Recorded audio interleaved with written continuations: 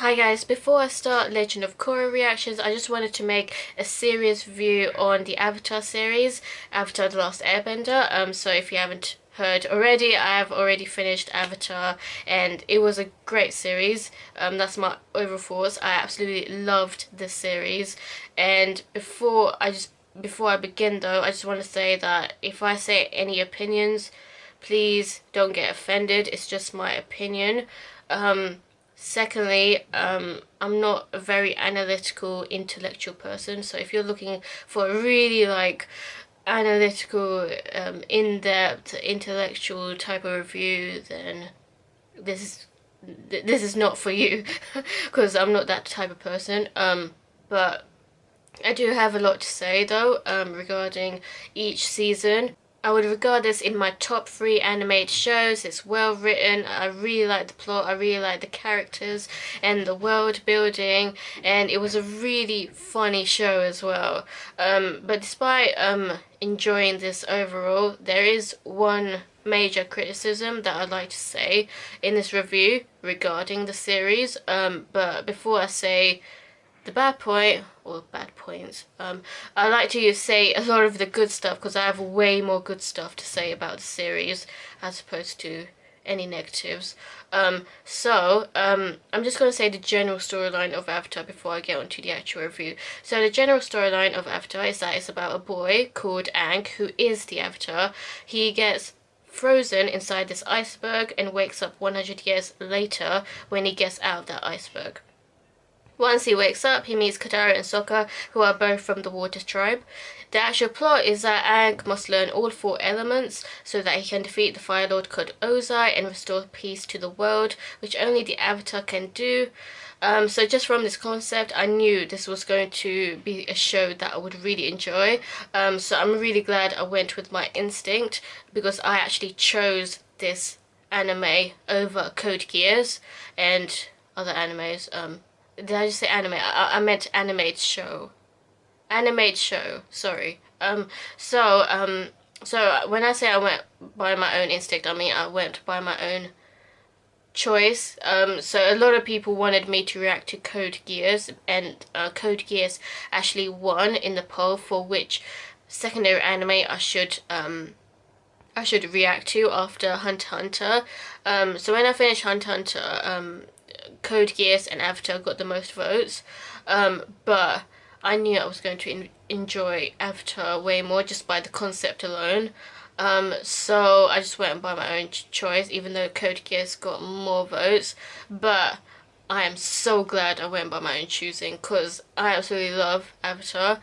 Because before, I would usually make polls for you to decide for me what secondary anime I should react to, and even though I enjoyed every single one of them, the ones that were chosen, there would always be like this huge criticism that I would make about every single one of those, to be honest. Apart from One Punch Man. I really liked One Punch Man.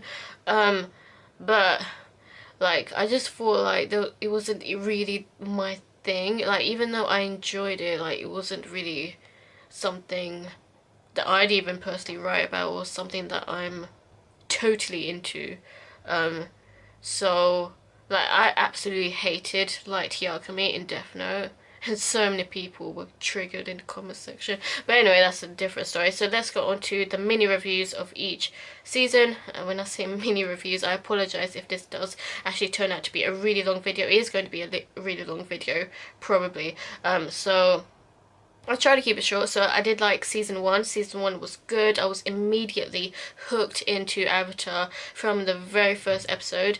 There were, however, a few average episodes. They weren't bad. They were just like, so there's like where it's like really good, this where it's average, this where it's like really bad. There were no episodes whatsoever that I felt were extremely disappointing. There were just a few average episodes, so like right in the middle. So those episodes were The Great Divide, and personally The Great Divide and the Fortune Teller episodes in season 1, because even though they were still like, they were not bad, I'm not saying they're bad, I'm just saying that they felt more like filler, in the sense that they didn't have that much relevance to the plot.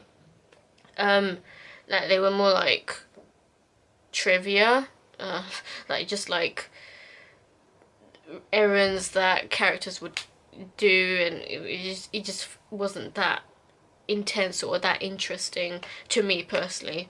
But they weren't bad though. Nevertheless, most episodes were actually compelling. I enjoyed the relationships between Aang, Katara, Sokka, Appa and Momo. It was quite a tease to see Aang and Katara's relationship grow throughout the series. So I was just glad that the writers didn't like rush this relationship, because it felt more realistic, that it was more like a gradual love that they had for each other as the seasons went on. Obviously, right at the beginning, Aang already had like a crush on Katara. But like that wasn't like, he didn't act upon it until like season 3, when he did like confess to her, and like when they kissed and stuff. So I'm glad the writers like they took their time with Aang and Katara. Um, Regarding like relationships though, like I just thought Sokka and Yue had, it just felt rushed, and I wasn't that into Sokka and Yue. Personally, I liked Sokka and Suki, and I'm so glad Sokka and Suki were endgame. They're pretty much together canonically, so I'm glad Suki is the one that Sokka is with. No offense to Yue, she was a great girl. She was a really nice girl. But I didn't like the whole like, she was kind of two timing with Sokka and the one that she's betrothed to. But like it was also sad that she had to sacrifice herself to save the tribe and save the moon spirit. So she became the moon spirit. So I felt really bad for Sokka that he lost her. Um, but again, I prefer Sokka and Suki together. I also like the plot of season 1. So Zuko was trying to capture the Avatar, was trying to capture Aang, and there were just so many attempts that he tried to like capture him, but he couldn't. So that was really interesting. But what I was really annoyed with season 1 was the actual villain, the main villain, I guess, for that arc, who was Admiral Zhao. I absolutely hate that guy. That guy was like ruthless. He was just straight out evil. He was so one dimensional in that aspect. Like, it's not like he had a backstory or like a proper motive as to why he was against the Avatar, apart from obviously that he wants power and whatnot. But like, he was just he was just flat to me. He was ruthless. He had no conscience, he had no morals. And even when he had to fight with Zuko is a lot more complex. He's like the most complex character out of all the characters in Avatar, in my opinion. But I'll get onto Zuko a bit later and why I really like Zuko as a character. But when it comes to Zhao, he was just a bitch. But like seriously, like this guy was so one-dimensional of a villain, so I'm just glad that he was killed off so early. And he's just basically like Fire Lord Ozai, pretty much, because they're both psychopaths. Ozai is another one-dimensional villain. So I don't like the villains in this series, to be honest. I don't like Azula either, but Fire Lord Ozai and Zhao were even worse than Azula. So when it comes to Azula, like she's also quite one-dimensional. She was definitely one-dimensional in season 2, but she's not as bad as Ozai and Zhao, because firstly she got a lot of screen time compared to the other two. So we got to like learn more about her. Just like she's a lot more badass because we got more scenes out of her, like with her extreme skills in lightning and firebending. So she's quite badass, but like I just don't like her personality wise.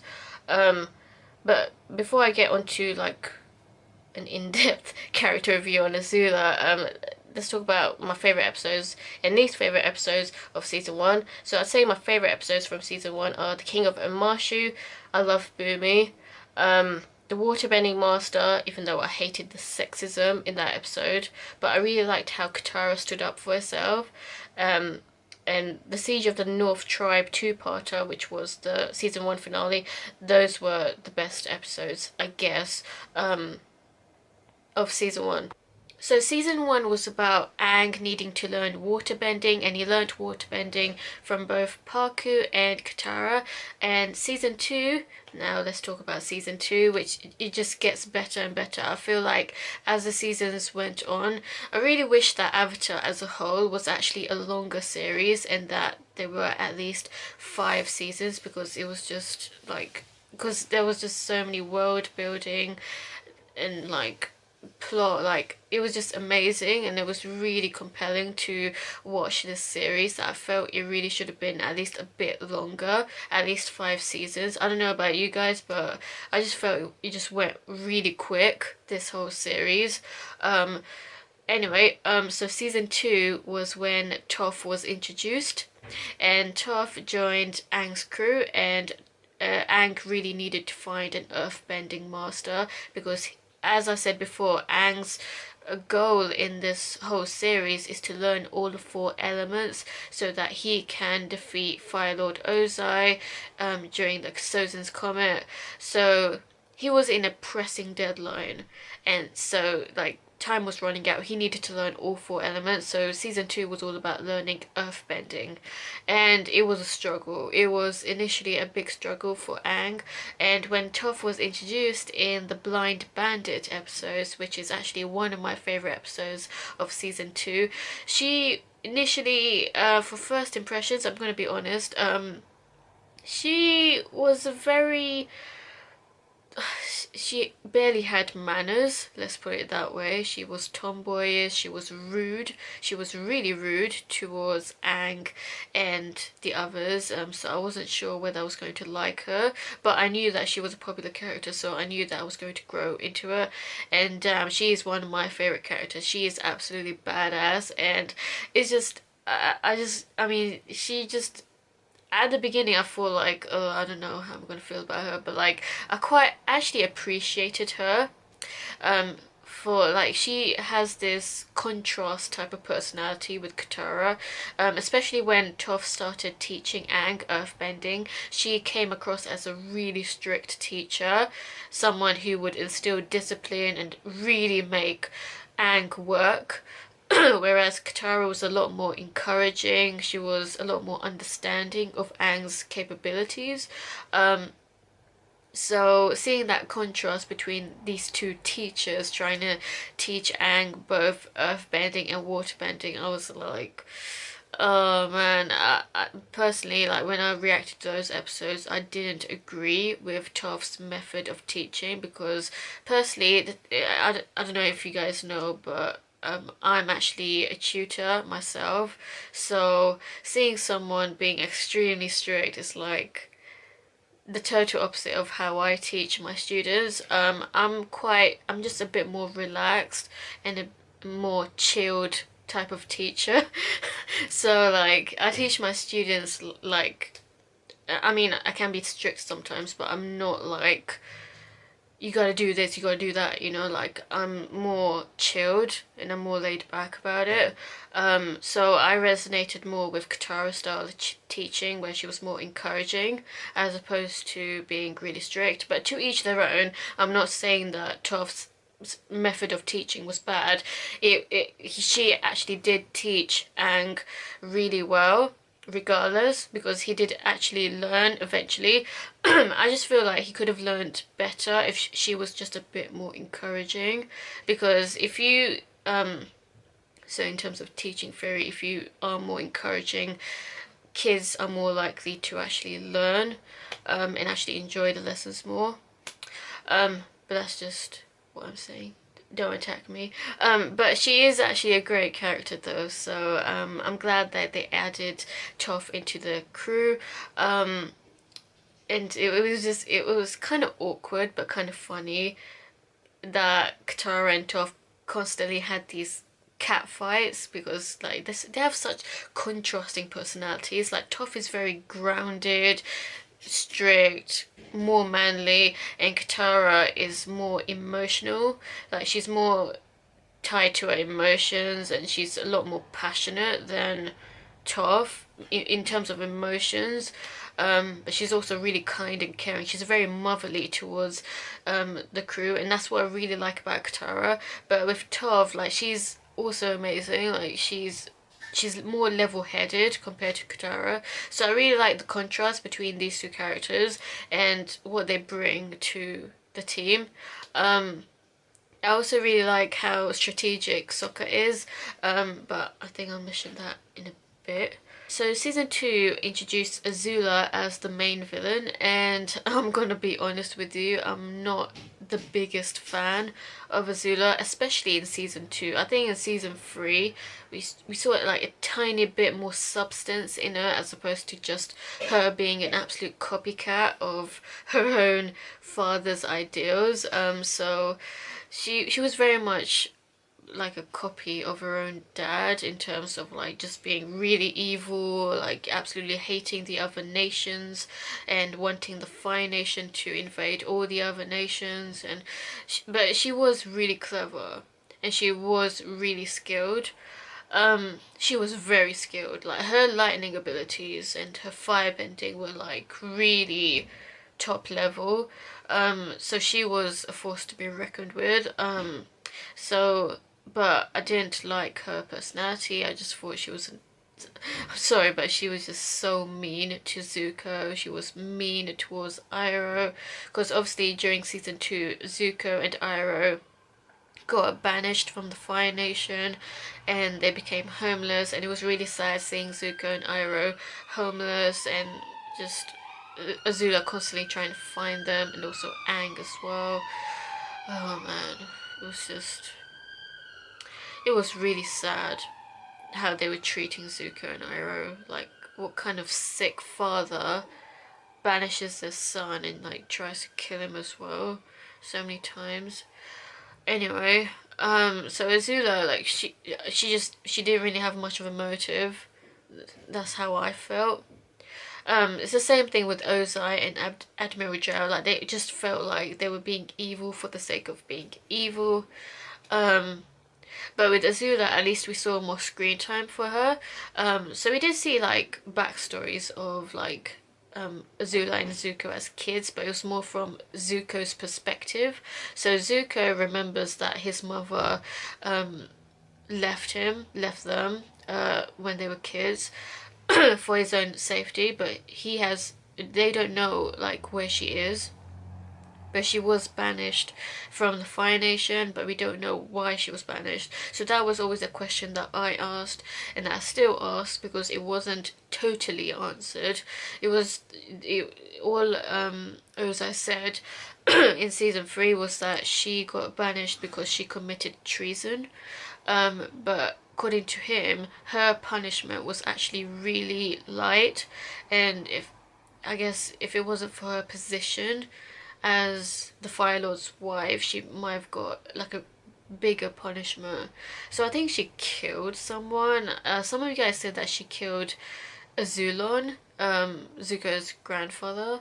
I don't know. But apparently this is all answered in the comics, so I will read the comics to find out about this, because I'm really interested about what happened to Zuko's mother and where she is and what she's doing now. Anyway, so Azula, like, she just seemed like, even in the backstory, like, she was so, like, just like a dad, basically. Like, she was even as a kid, like, very evil and mean.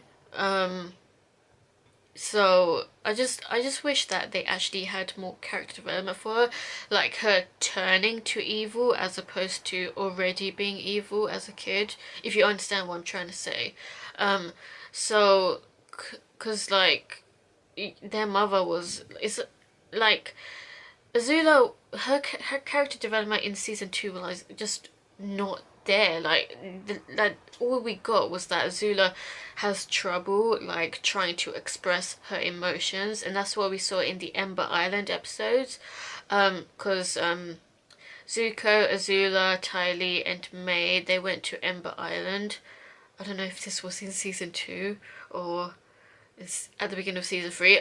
But like regardless, we saw her like she wasn't very tied to her emotions. She was having a very hard time trying to socialize. So, you know, it's all about upbringing, and that she was brought up to be extremely cold-hearted. And so it just roots down to how they were brought up as children. But the difference is that Zuko actually got more influenced by his uncle and his mom as opposed to their dad. Um, so it's only like right at the end of season three, that we saw like at least something from Azula that we could be more sympathetic towards, because despite Azula like being brought up to be extremely cold-hearted, she really wanted like a closer relationship with her mother, and we saw that when oh man, just seeing her lose her mind at the end and going extremely crazy at the end, like I was really shocked in the four-parter in season three. I was really shocked by how deranged she went, because I didn't know that her getting betrayed so much actually affected her that much. Like, I didn't know the amount of betrayal she felt. I didn't know like the amount of like people betraying her, basically. Like, we saw May and Ty Lee betraying Azula, and that was a shock in itself. Like, I didn't know they were going to do that, especially Ty Lee, because Ty Lee seemed like very supportive of Azula. So seeing them two betraying her, they must have been like, oh, I have enough of this man being treated like a servant for the Fire Nation. Anyway, so that really that was the moment that really triggered Azula's character. She became even worse. Apparently, she's now in an insane asylum after the events of Avatar. So she got the negative character arc. What I mean by that is that, like, in terms of like writing characters, sorry for like trying to like educate you guys or something, but like there's like either a positive character arc that people can go through, or a negative character arc, or just no character arc. So with the negative character arc, a character actually becomes worse over time as opposed to becoming a better person. So with Zuko, he became a much better character. He actually found out who he really is and like which side he's actually in, because he was such a complex character, and that's what I love about Zuko. He was very morally grey. He was still moral, but like he was just conflicted, because if he sides with the good guys, then obviously he's gonna get hunted down, killed, banished from the Fire Nation. So that was his struggle throughout these three seasons. With Azula, she always sticked by the Fire Nation. Um, and like when she had that moment where she was hallucinating about her mother talking to her when she went really insane, like her mother was like, you shouldn't use fear to make friends. Um, so that, you know, like she was brought up to like, you know, be so superior to everyone else, to be so entitled, to be so powerful, um, and you know, like blackmail people in a way. So it was I just feel like the parenting is way off. It's not just parenting, I guess, but like it's just sad. If I just wonder, like, if Azula had like more of a closer relationship with her mom, would she have changed, and would she have gone against Ozai? That's my question. Because it seems like she has some mother issues. Um, so, like, I don't know. So, yeah, it was just really sad to see her, like, become deranged. But to be honest, like, it was shown so late that I was just like, do I really need to sympathize with her now after everything she has done? Because she did a lot of bad stuff. Like, she almost killed Aang in the finale of season 2. So, and like she was proper mistreating Zuko and Iroh, well, the Fire Nation in general. Like, she was just constantly trying to kill them, constantly trying to kill Aang. And now we get this storyline in the four-parter that she actually does have some issues that we could be a bit more sympathetic towards, and we did. I did have a bit of sympathy for her. regarding like how she was brought up and how she had no choice but to use fear to get friends, and you know, be this cold-hearted type of character. Um, and then like her saying that she constantly got betrayed and that she can't trust anyone anymore. Like, I didn't know it was even that bad. But I mean, like, I'm glad that we got something out of at the end, but I just thought it was a bit too late to give that kind of information. I wish they gave a bit more of a backstory in at least season 2 or at the start of season 3, so that it doesn't seem like you're trying to like redeem Azula's character or something, because you know, she did a lot of bad stuff and that can't be excused just because of like how she was brought up or something. But anyway, to each their own. So yeah, season 2 was great. So I'm just going to say my favourite episodes of season 2, which are The Blind Bandit, Zuko Alone, The Desert, The Drill, Appa's Lost Days, and The Crossroads of Destiny, two-parter. I won't talk about all of them, but the ones that I particularly felt excited about or was emotional over were The Blind Bandit, which is when Toph gets introduced, and the saddest episodes in this entire series was when Appa got abducted, and just seeing the poor creature just getting tortured, that just really broke my heart. I was really distraught when I was reacting to those episodes. Like, I never would have expected like seeing animal abuse in a episode of, don't get offended that I'm calling this like sort of like a children's TV show, in the sense that it was on Nickelodeon, even though it does have dark themes, but you get what I'm trying to say. It's PG rated. I believe this series is PG. Correct me if I'm wrong. But like, I didn't expect to see like an animal abuse type of episode. So it was, I felt so bad for Appa and how he was being used as like a circus animal, and the other animals being used as, you know, circus animals. But I'm glad that Aang finally managed to rescue Appa, but it was actually Zuko who freed Appa. Like, he could have actually captured Appa and used him for his own personal gain, but he decided to return Appa to Aang. So, oh man, I'm glad he did that. I'm glad he listened to Iroh, that he shouldn't use it for his own personal gain, and he should just return the animal to its rightful owner, who is Aang. And Aang was like really worried sick about what happened to Appa, because obviously like Appa has been his pet for a very long time. So, and then it's just seeing Aang extremely angry at the Sandbenders and activating his avatar state. Wow, that was a moment. That was a moment. One of the most shocking, like, I've never seen Aang so angry. But obviously he has every right to be angry at the Sandbenders for like taking Appa and him being mistreated by the circus people and them as well. Like, how dare you like put a nozzle in Appa's mouth, for example, and it was awful. But it was like one of the best episodes, just like because it tugged at my heartstrings, you know. It was an emotional episode.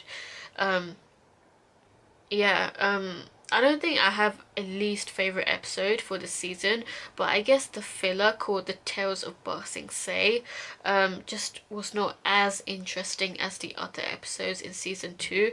It's not bad though. I still enjoyed that episode. I just felt that The Tales of Ba Sing Se was more of a filler episode, in the sense that it was not actually relevant to the plot. It was just more about these characters going on errands and just like doing all sorts of things in their lives. Like, Zuko went on a date in that episode, and I think Iroh was like he it was Liu Ten's birthday that day, and he was like crying over Liu Ten. I think that's what happened in that episode. Correct me if I'm wrong. So it's just characters doing like different things, but it was still interesting. I'm just saying, like, compared to the other episodes, it was not as interesting.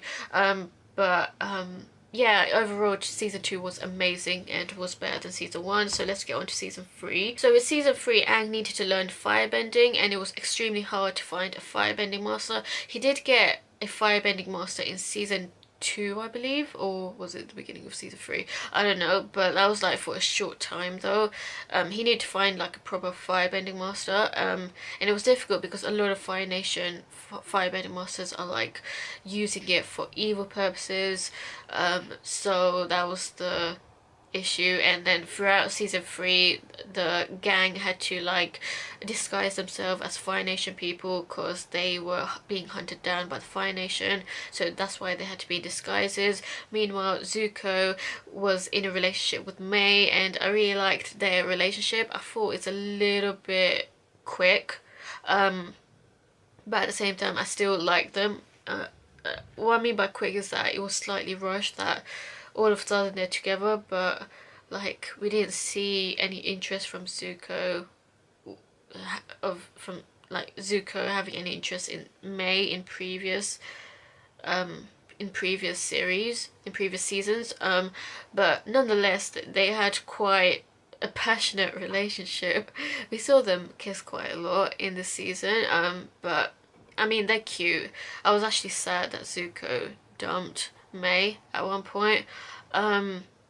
But I mean, he had his reasons though to protect her, obviously. Anyway, so Aang needed to learn firebending, and Zuko actually offered to become Aang's firebending master. I want to say that this was the season where Zuko finally found like find out more about himself and like which side he really wants to be in, because he was so conflicted in the season. The most conflicting decision about whether he should side with the Avatar or side with the Fire Nation, because he knew that the Fire Nation were doing so much bad things and he didn't agree with them, but at the same time he doesn't want to get killed or be hunted down by his own father, and he always wanted to get his father's approval. And also he felt really bad about what he did to Iroh, because Iroh was imprisoned during the season, and it was really sad seeing Iroh in prison and just being mistreated by the Fire Nation people. Like, how dare you, man? How fucking dare you? I swear to God, if Iroh's son Liu Ten had been alive, then that would have given a chance for Iroh to actually be the Fire Lord. But because Iroh's bloodline ended with Liu Ten dying, Ozai had to become the Fire Lord, unfortunately. So that's why all this bad stuff happened. It's another reason why I like why I really like Iroh. He's such a kind man. He was so funny as well. He always cracked up a joke. So back to Zuko, he was conflicted, but he did offer Aang that he could become his firebending master, and that was when he stopped his allegiance with the Fire Nation at the end.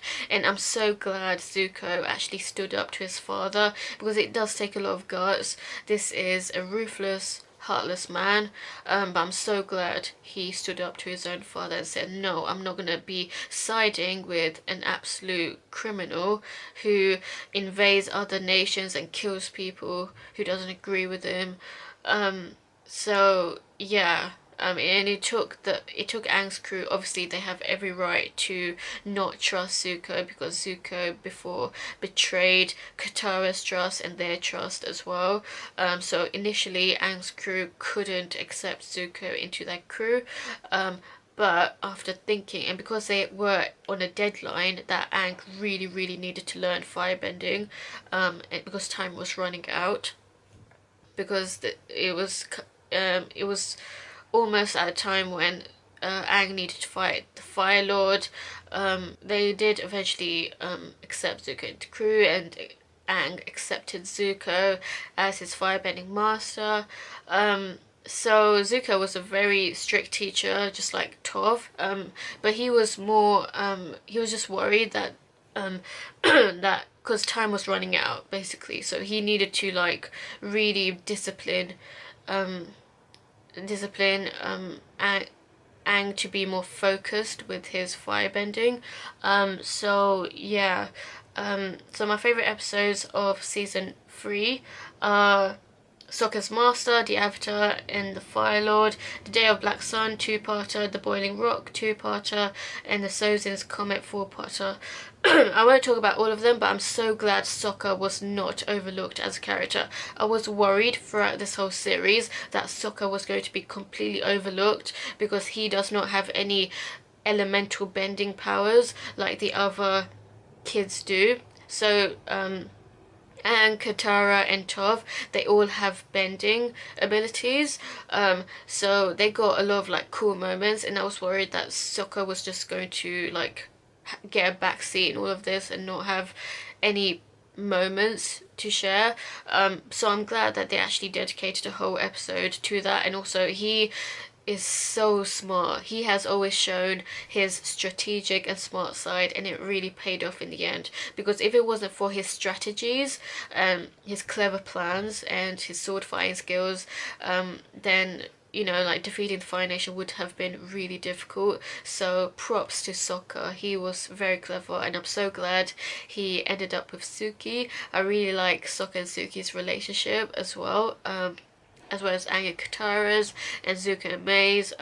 So yeah, I'm really glad that the writers didn't forget about Sokka, because usually the more powerful characters usually overlook the less powerful characters because they get more cool moments to show off their abilities.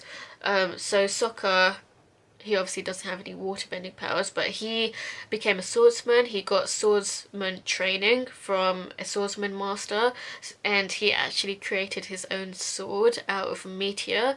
So that was really cool. Very interesting that he used meteor. Yeah, and yeah, it was just the ending. I won't talk about all of these episodes, but the ending was one of my favorite endings in the anime. It was just amazing seeing all of these side characters join for the Day of the Black Sun two-parter, as well as the Sozin's Comet four-parter. We got to see a lot of side characters again joining forces with Aang to stop the Fire Nation, because the Fire Nation obviously have made a lot of enemies. So I'm glad that we saw these side characters again.